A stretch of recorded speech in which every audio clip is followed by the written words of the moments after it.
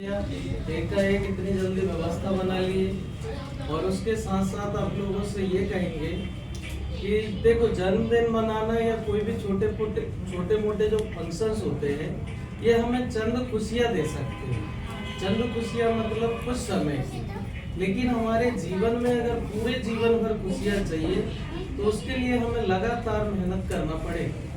और मेहनत जब तक सफल नहीं होती, जब तक हम भिड़े रहें, कंटिन्यू लगे रहे, जिस दिन हमारा ज्वाइनिंग लेटर ना आ जाए तब तक हमें तैयारी बंद नहीं करनी।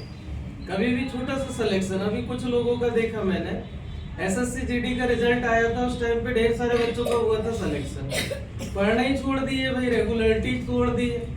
और बाद में उनका ग्राउंड हुआ, पता चला है कि रिजल्ट जब फाइनल आया तो लिस्ट से उनका रोल नंबर गायब है। तो ये हर किसी के साथ यही होता है।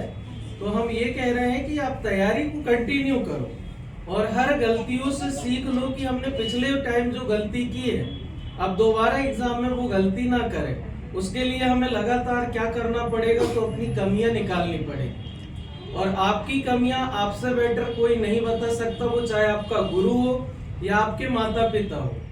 माता पिता को भी यही लगता है कि हमारे बेटा या बेटी हमको अच्छा रिजल्ट देंगे, इसलिए बड़ी उम्मीद से आप लोगों के ऊपर इतना इन्वेस्टमेंट किया जाता है कि उनको अच्छा सा रिटर्न आए। अब ये बताइएगा, आज आप लोगों ने आपके सामने देखा एक अतिरिक्त केक आया किसने पहुंचाया ना? तो बेटा, अब वो उनने पहुंचाया, उसको क्या इच्छा थी, उसकी अंतरात्मा क्या बोल रही थी?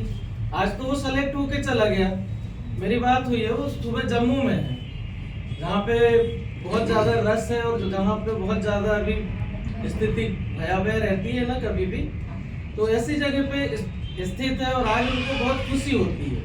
वो इसलिए होती है क्योंकि हमारे गाइडलाइन में उनने सही मार्गदर्शन में सही चले और जल्दी से जल्दी उनने अपना क्या बना लिए लक्ष्य, और वो प्राप्त करके और एकदम निश्चिंत हो गए। अब आज उनको और उनके परिवार को ये नहीं सोचना पड़ेगा कि हमारा बेटा या बेटी बेरोजगार है, लेकिन हम तो अभी वही श्रेणी में आ रहे हैं ना।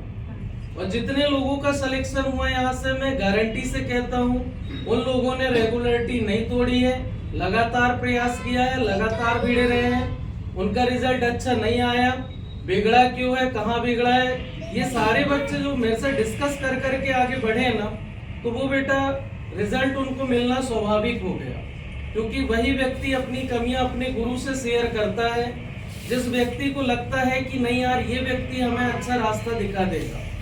तो उन बच्चों ने मेरे साथ, तो भाई जितनी मदद चाहिए, मैं तो आज भी कहता हूँ ना, आप लोग छिंदवाड़ा में जाके कहीं भी पढ़ लो बेटा, मैं यूपीएससी की तैयारी किया हूँ। मेरे से ज्यादा ब्रॉड नॉलेज ना ही कोई रखते होंगे, ना ही लोगों ने उतनी मेहनत की होंगे।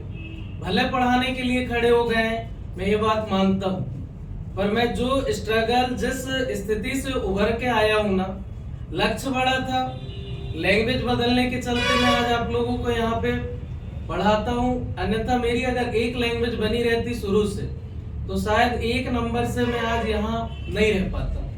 तो स्थिति यही कहती है कि भाई मेरा नहीं हुआ सिलेक्शन, कोई बात नहीं, दुख नहीं होता, पर मेरे पढ़ाए हुए बच्चे जब सेलेक्ट होके जाते ना, तो ऐसा लगता है कि मेरा सिलेक्शन होते जा रहा है। नहीं आ रहा समझ में? आप लोगों का सिलेक्शन जैसे ही होता है, जैसे ही किसी का रिजल्ट सुनता हूँ, तो भाव विभोर हो जाता हूँ कि चलो यार, मेरे ना होने के पीछे मैं आज कितने लोगों को आज जॉब दिलवा चुका हूँ। अगर मैं चला गया होता तो शायद ये लोग किसके संपर्क में आते, उनको ऐसा गाइडलाइन मिल पाता, नहीं मिल पाता, वो आज जिस मंजिल पे वहां पहुंचते नहीं पहुंचते।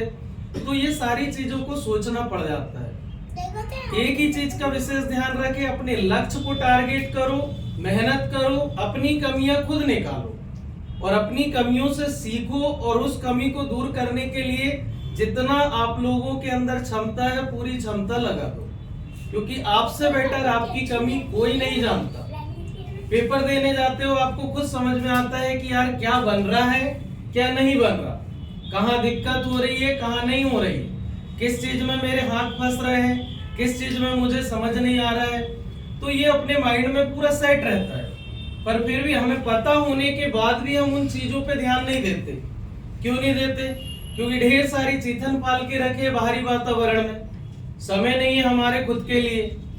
कभी भी ध्यान रखना, सप्ताह में एक दिन एकांत जगह पे जाके 1 घंटे जरूर बैठा करो और किसी के बारे में नहीं सोचना। वो 1 घंटा केवल अपने बारे में सोचा करो कि एक सप्ताह में मैंने अपने लिए क्या किया, अपने भविष्य के लिए क्या किया और मैं आगे क्या करने वाला हूं। तो उससे क्या होता है कि हमें खुद का रिजल्ट खुद ही मिलते चलता है क्या नहीं। तो हमें इन चीजों पे ज्यादा फोकस रखना है। रही बात तैयारी की, तैयारी सब कर रहे हैं, लाखों की संख्या में तैयारी कर रहे हैं, लाखों की संख्या में पेपर देने बैठ रहे हैं। सिलेक्शन किसका होता है वो भी आपको पता है, जिसकी तैयारी में जोरदार दम हो, जिसकी तैयारी में बिल्कुल कॉन्फिडेंस झलके, जो लगातार मेहनत कर रहा है वो रिजल्ट देगा ही देगा, ये तय। अगर जो नहीं कर रहा है, बहाने ढूंढ रहा है, तो वो व्यक्ति से रिजल्ट मिलने की कोई उम्मीद कर भी नहीं सकता।